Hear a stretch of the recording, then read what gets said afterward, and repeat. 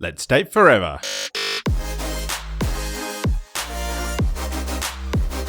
Here's your weekly dose of relationship fuel with Sammi and Nathan Jaeger. Hello and welcome to Date Forever.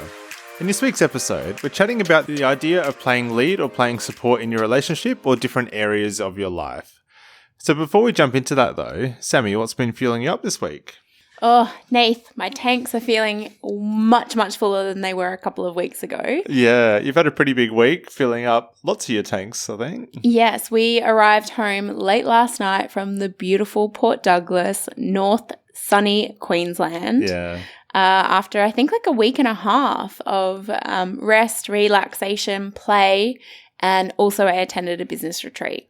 Yeah, I think your suntan tank is feeling really full at the moment too. Top that one back up. Yes, I've got my summer shade almost back. Yep. But yeah, so the business retreat was a couple of days with about 70 other female founders, business owners, entrepreneurs, coaches, consultants, membership owners, course creators, just boss women who are up to some really cool things in the world.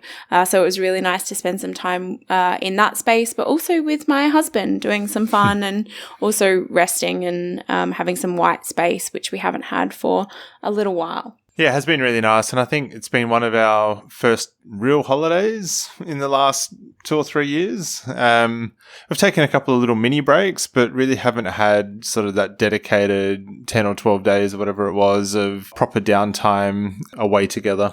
Yeah, which was really, really nice. It was very much overdue, and it really has reminded me just how much my downtime powers my uptime. Yeah, for sure. And although I didn't attend the business retreat that you were at, I got to spend some time with my team up in Cairns as well, which was really nice. I haven't met a bunch of them in person before, so it was really nice to build some of those business connections, but also personal relationships with the people that I work with day to day. Yeah, but I mean, a big part of why we are talking about lead and support today is because we were reflecting on how great the trip was and how well you and I work together as a team. Yeah, definitely. That's one of the times when we do really notice us playing lead and support. So quite often each of us have activities or things that we want to be doing while we're away, and each of us kind of takes lead on some of those activities, and it's our responsibility then to kind of take that from start to finish. Yeah, so this is a concept that Nathan and I were sort of living and breathing maybe unconsciously in our relationship. Not always, but definitely in the last maybe like 4 or 5 years. But it was when we had a guest in season 1, in year 1 of Date Forever, Jaeman Fraser, on the show, and he was sharing 10 of the rules that he and his wife live by in their relationship. And one of them is about this idea of playing lead and playing support in different areas of their life at different times. And they can be big or they can be small and they can be task-based. But yeah, so we wanted to jump in and share how Nathan and I are using this lead and support sort of concept in our relationship and what that looks like when we are living it and breathing it. So Sammi, what does the lead role actually look like? Like, what constitutes leading? I think it's best to talk about this with an example. So let's use the day that we went to Kuranda on the scenic railway and sky. See, look, I don't even know what it's called. Clearly, I was not playing lead for that day. But so we knew that when we went away on this trip, we wanted to do a couple of activities. We wanted to have a couple of activity days and a couple of totally rest, no commitment days. White space days. And Nath was playing lead on planning an activity day end to end with no input from me. I shouldn't say no input, but I was in the supporting role of Nath executing on this day. So being in the lead, you need to be responsible for conceiving, planning, and executing. So end to end, yes, Nath did ask for some like feedback and suggestions and like, hey, I'm thinking this, like it would be this and this and this, what do you think? And it was really more just like me giving a keen, not so keen. Yeah. But yeah, I knew nothing really in terms of, I didn't have to carry any mental load for that whole day. Nathan figured out what time we needed to get up, what we needed to have organized, booked the tickets, figured out the transit times. I don't know. What else did you do? Yeah, how we were getting from our hotel to the start point, what time we needed to be there, the rough timings, I guess, throughout the day as well, what our options for lunch were, and then how we were getting back and what options we had for the afternoon as well. And I kind of just got to show up as a guest and have a really beautiful day. So I think that's just one example where you were very much playing the lead. You were project managing, you were scheduling, you did all the research, and I just got to receive that. Whereas there was other times in the trip where I was playing lead, like, for example, even getting us out of the apartment when we were leaving to go on holidays. Like, I was playing lead on getting us to the airport on time. Yeah. And doing the handover to our house and puppy sitter and basically closing down the at-home chapter and starting the, hey, we're on holidays chapter. That was me. Yeah, 100%. So I think I just want to clarify what the support role then is. So the lead role, it doesn't mean that you have to do everything yourself. The lead role is really about you taking the lead on the activity, and if you need support from the other person, then essentially you kind of need to be asking for that, or you need to be clear on what the expectations are from that other support person. So in the example of getting out of the house and getting us ready for our holiday, Sammi was taking lead on that, but that doesn't mean that Sammy's packing my bags for me and is conceiving what outfits I'm wearing and all sorts of things like that. Like, there's still aspects of me supporting that activity. And there's plenty of other things that I was supporting as well, like doing the final little tidy through our house, doing the vacuum, emptying the bins and those sorts of things before we leave. So just because I'm not leading the activity doesn't mean I'm not doing anything around that activity. Yeah, but the part of it was that I did all of the mental load of coming up with what is the list of things that we do actually need to get done before we go. What state do we want to leave our place in? What time do we need to be at the airport? What time do we need to leave for the airport? How are we going to get to the airport? All of those things, like the mental load sits with the person who's playing lead. Playing lead in any part of your life is about taking like the ownership, the accountability and the responsibility. Like that part is on you. And then maybe there's like small delegation of tasks to the other person, maybe. Yeah.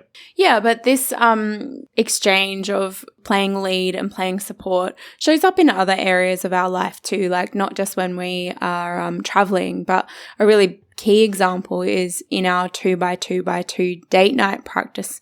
So if you haven't heard us talk about that before, every 2 weeks we go out for a date. Every 2 months we have a weekend away, and then twice a year we go on holidays. So as you can tell, we've been a bit off our game on our third two the last couple of years, but we're getting back into it, which is really nice. But in our first two, so we go out for a date twice a month, Nath takes responsibility for conceiving, planning and executing that date in the first half of the month, and then I take it in the second half of the month. So that's a clear example where one of us plays lead and the other one plays support. This might sound a little bit like clinical and a little bit like, well, that's not in my position description. But really for us, this creates so much transparency about who's accountable, and we can have a really great like sort of like division of labor across our house. And that's not to say that neither of us ever drop the ball or, that this is perfect. We are human after all, but it's very much about creating opportunities where one person steps up and takes the reins and gets shit done. So when deciding who's playing lead or support in certain things, there's a number of things that we take into account. But we definitely take into account recognizing each other's unique strengths and abilities. So as an example, I wouldn't say that I'm an Excel guru, but I do enjoy a good Excel spreadsheet. So we kind of lean into that strength or that ability or that thing that I actually enjoy as well. And so I'm the chief financial officer, I guess, of our household. So I kind of look after the bills and accounting and our money. And I play a support role. That's it. So in that example, Sammi has clear transparency of our finances and things like that. It's not that I'm cutting her off or that she doesn't see anything like that. She's definitely playing a support role. She still understands everything that's going on. But I guess I'm the person who is looking after all the finance spreadsheets and looking a bit more day to day at our money and cash flow and things like that.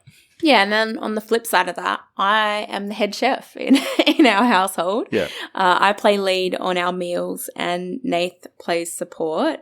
I hold on to that most of the time, and that's end to end about making sure that there's groceries in the house, that they're the things that we need, that the meal plan for the week has been done, and that we know what we're eating and when. And then that's not to say that Nath won't cook a few meals, but it's definitely me playing lead in that domain of our life most of the time. And it's a clear conversation when it's like, hey, I've got a really busy week this week. I need you to step up and play lead on our meals. Yeah, it is.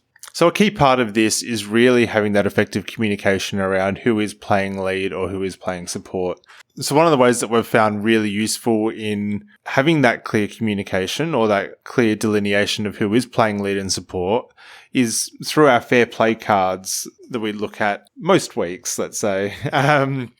So if you haven't heard of this concept before, Fair Play is a book and also, I guess, a game by Eve Rodsky. And so the game has about 100 odd different cards, all with different household chores or activities on them. And so what we're doing is really dividing up those cards between the two of us, working out who's going to play lead on each of those activities, and then who was going to be playing a supporting role.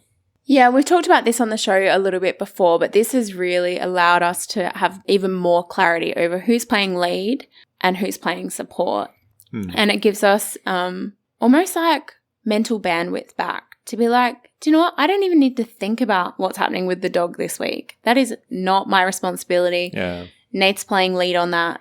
Or like I already mentioned, like our home goods and supplies, like who's playing lead on keeping what we need in the pantry?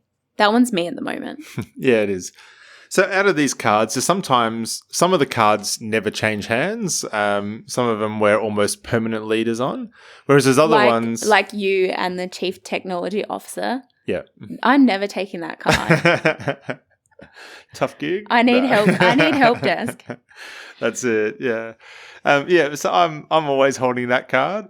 Whereas there's other ones that we deliberately choose to swap week to week, like the bins and the washing, because we both hate those roles, and so we try and take them off of each other's hands week to week. Yeah, I think some of these things are divided based on our like skill set, things that we maybe like and are good at or love and are good at in the best case scenario.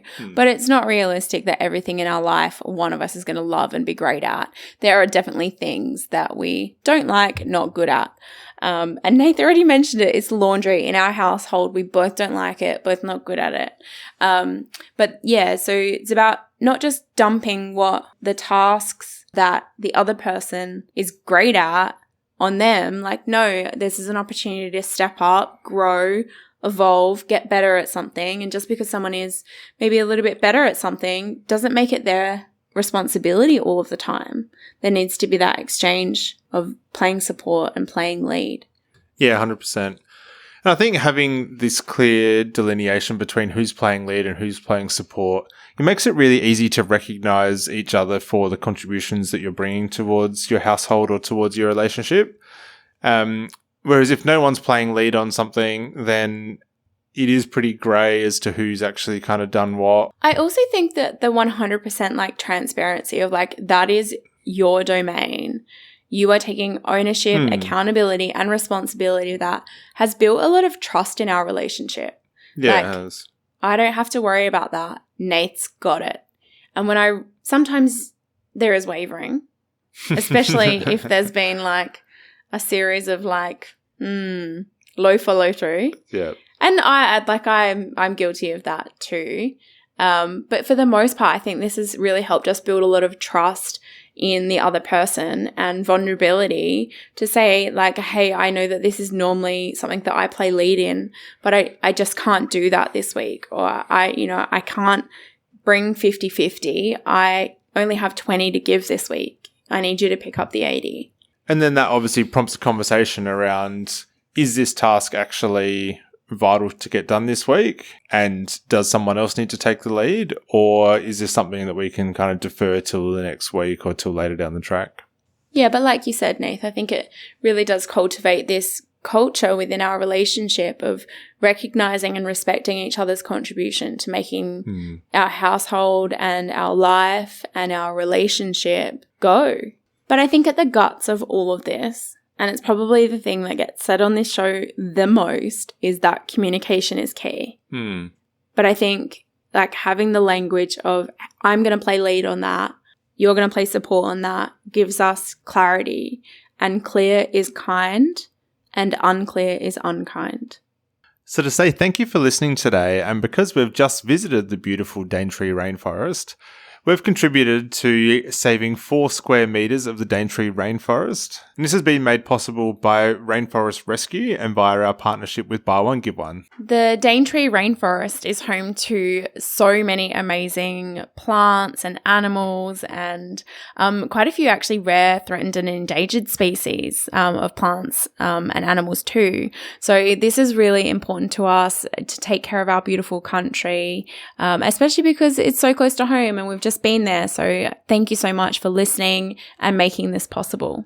If you have liked this episode or any episode of Date Forever, please like, comment, subscribe, all the things. We hang out most on Instagram at Date Forever. And please slide into our DMs. Tell us what you're loving. Tell us what you want to hear. Give us some feedback. We love hearing from our listeners. So please slide on in.